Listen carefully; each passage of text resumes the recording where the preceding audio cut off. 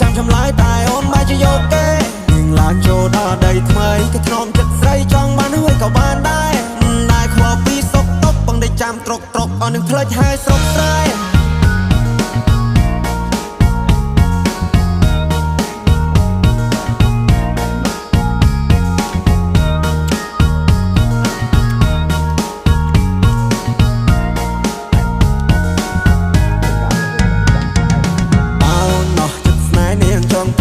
ព្រោះលុយដុល្លារ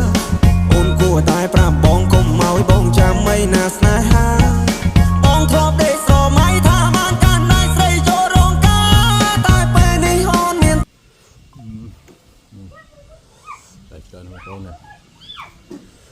យូតែច្រើនបងប្អូនចង់ហូបនេះមកផ្ទះខ្ញុំបងប្អូនផ្ទះខ្ញុំតែច្រើនណាយូអ្វីនេះឆ្ងាញ់ឆ្ងាញ់